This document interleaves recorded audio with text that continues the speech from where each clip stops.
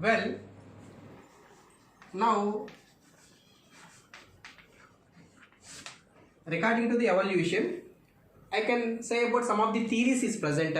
The theory of special creation, the theory of panspermia theory, all the theories they can be explaining, but there is no proof.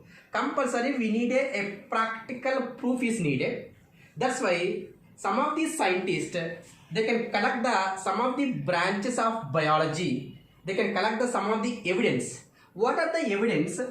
How the life is came, how the differentiation is takes place on the surface of the earth. The first evidence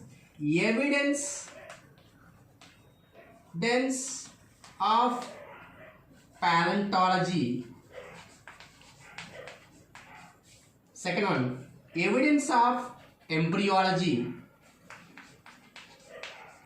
Third one, evidence of comparative anatomy.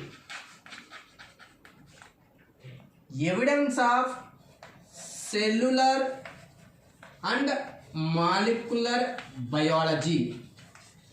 Based upon this nature, how the life is formed, how the life in that life, how the organism will be converted into another type. Now, first we can go for the evidence of the paleontology. According to the evidence of paleontology, what is meant by paleontology? The study of fossils is known as a paleontology, or the study of prehistorical life through fossils.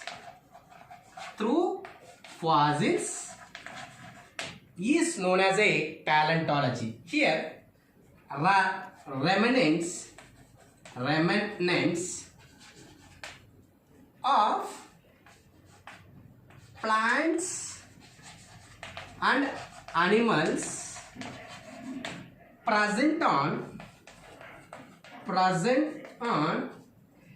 different layers in the earth. It means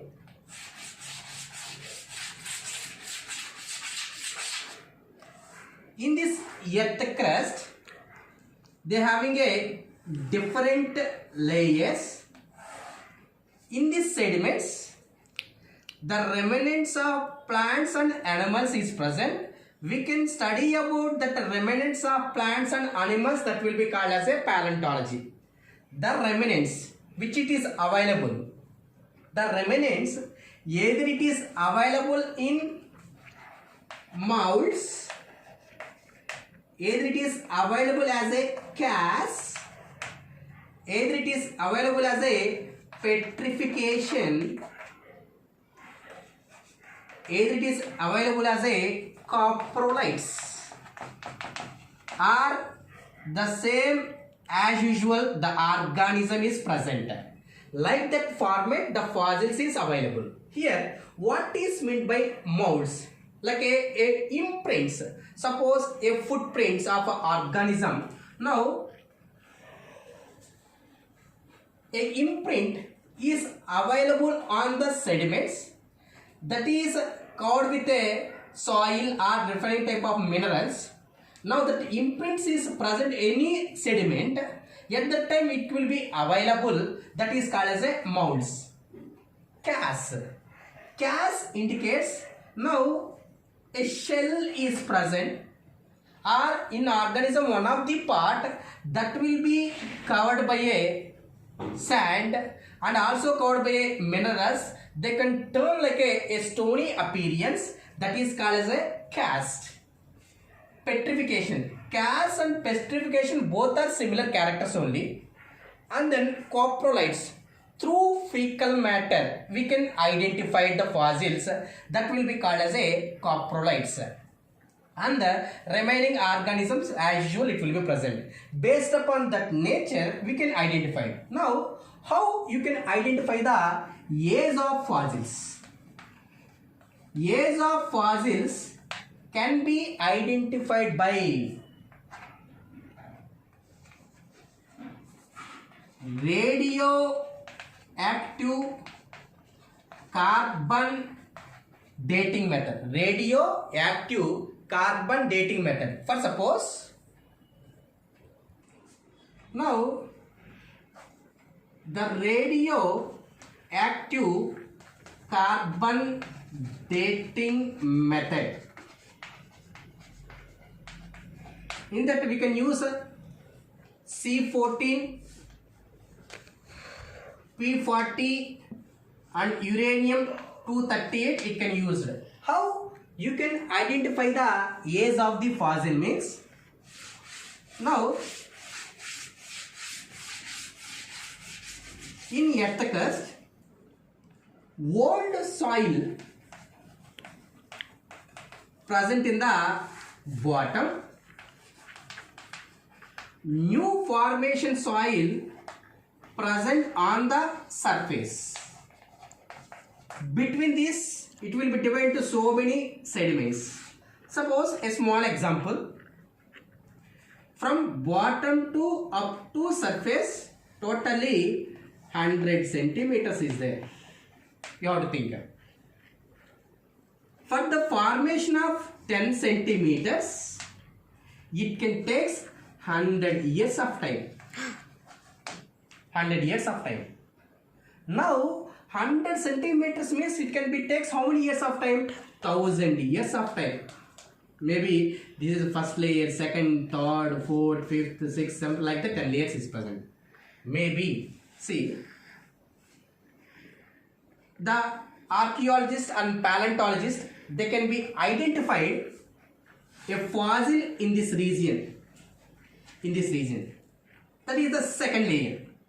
It means it can be identified here means this organism is present before 900 years back, or it will be available in third or fourth layer means it is available before 400 years back. Like that, we can identify the age of the fossil by the radiocarbon dating method. Before that, we can study about the geological time.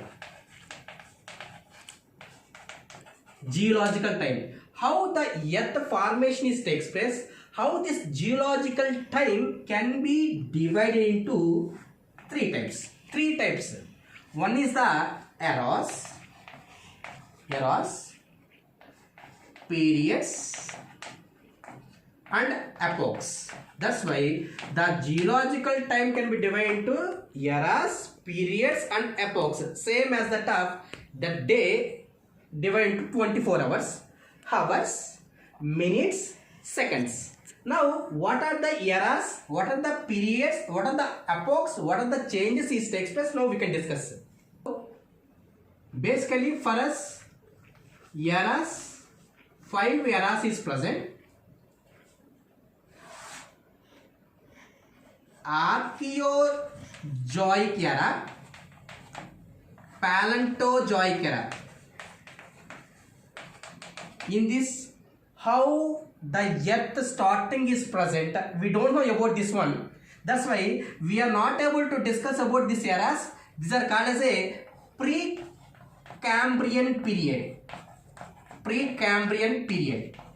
We don't know about this one properly. Now the remaining eras, 2 eras is completed. Remaining eras, one is the Paleozoic era, another one is the Mesozoic era, another one is the Cenozoic era. Now present we are in the Cenozoic era. Below the eras, they having what? Periods is present. In Paleozoic era, what are the periods is present? If they can ask the question somewhat difficultly, compulsory one of the question they will ask from these periods. See here, in Paleozoic era, I can give some small code. Camp, order, to Sailu, my friend, and also my another friend is there. They having a car. I need a car. That's why I will ask permission. That's why Cam ordered to my friend Sailu, my another friend Dev having a car, and I asked permission. Cam indicates Cambrian period. Odd indicates Ordovician period. Silurian period. Devonian period. Carboniferous period. Permian period. These are the periods is under the Paleozoic era. In Cambrian period, trilobites are formed. Trilobites. In arthropoda, they having a subphylums. Trilobites, Mandibulata, and Chelicerata. In that one of this subphylum is the Trilobita under the arthropoda. That's why trilobites is formed in which period? Cambrian period. Ordovicians, ostracoderms. Ostracoderms. You can see in Pisces, jawless fishes that will be called as a ostracoderms. Formation is takes place in the Ordovician period. Silovian period. Fishes, first time formation is takes place here. Fishes. Okay. Devonian period. Golden age of fishes. Golden age of fishes. Carboniferous period. Golden age of amphibians. Permian period. Trilobites are extinct. That's why trilobites start from the Cambrian period but end in the Permian period. And then if we go for the Mesozoic era, the periods is, I can say, Cam ordered to my friend Sailu, my friend Dev, I can take a car permission. Through car, I can go for a trip. Where I will go for trip? I want to go to Jurassic Park.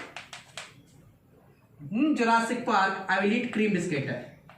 You have to think when you go Jurassic Park, you want to eat a cream biscuit. Simply I am saying, in Mesozoic era, tri indicates Triassic period, Jurassic period, and Cretaceous period.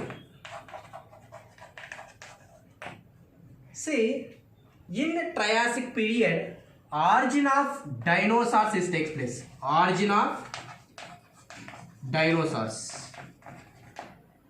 In Jurassic period is the golden age of dinosaurs and also origin of birds.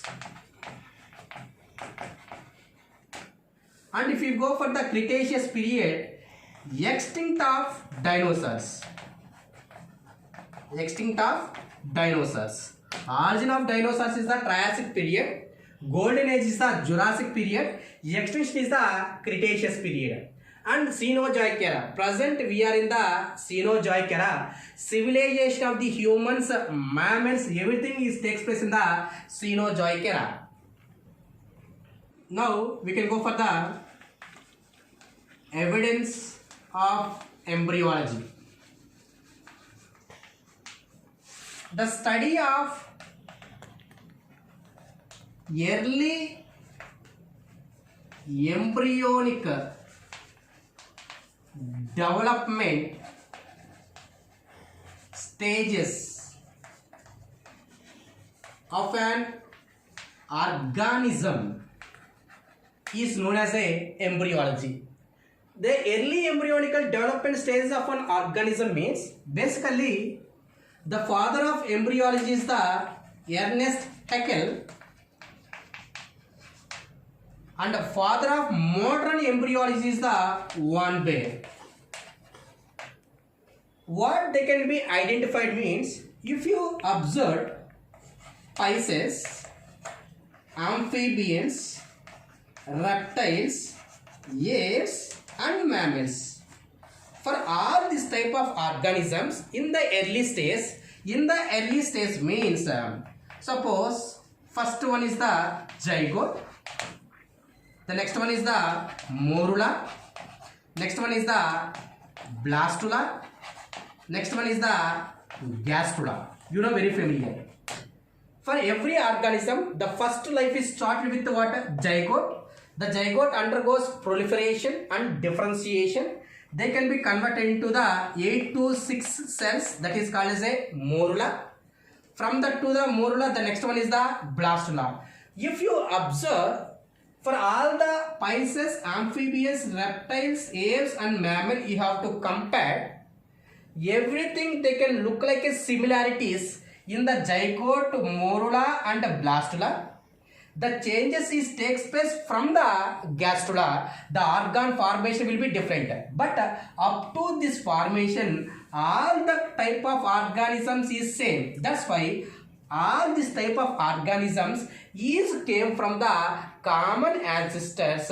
Based upon this evidence, we can be identified. Mostly, we all came from the same ancestors only. That will be indicates the evidence of embryology.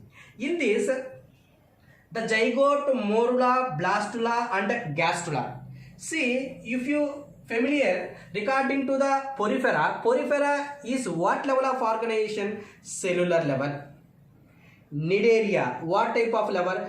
Tissue level. That's why here, if you observe this zygote, morula and blastula is like a porifera stage, and the tissue level, this will be indicates the cnidarian stage. We can be compared. And then first formation is the diploblastical nature. You know, very familiar. Blastula having a 2 layers is present. In the gastrula stage, they having a 3 layers. That's why if you observe porifera, cnidaria and ctenophora, they having a 2 germ layers is present. That's why that is called as a diploblastical nature. Later it will be triploblastical nature. That's why we can show some of the previous ancestral characters. And then the next one is the biogenetic law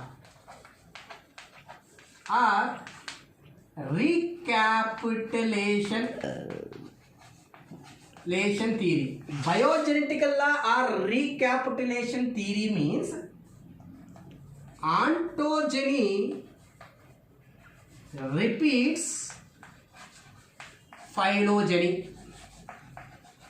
It means a organism at the time of development, it can show the previous ancestral characters. It means a organism. Now I can take it as a amphibian. The best example is the frog. The larva is what type of larva? Tadpole larva. In adult, it will be converted to the frog. That's why in this lifespan of a frog, the tadpole larva,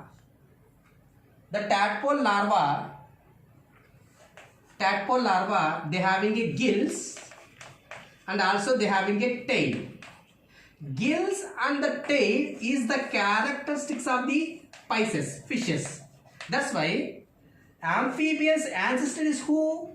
Fishes. That's why at the time of development of an organism, this organism can show the previous ancestor character. Later it will be gradually developing. That nature is called as a ontogeny repeats phylogeny. That's why what will be indicates ontogeny repeats phylogeny means that organism at the time of development, it can show the previous ancestor character and it will be going to the development. That type of character is called as a recapitulation theory. Or another thing, see, pisces, how many chambers heart is there? 2 chambers heart. Amphibians, 3 chambers heart. Reptiles, 3.5. It means 2 auricles, 1 ventricle, 1 is partially developed. And then except for crocodile having a 4 chamber heart is present.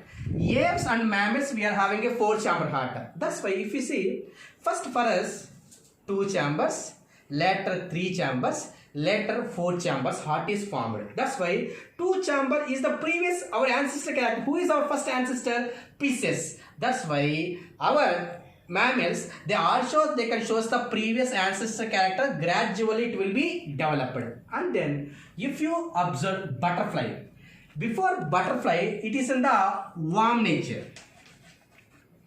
like a worm, like this caterpillar. Later, it can form a wing that will be converted into the butterfly. Worm is a characteristics of the Annelida.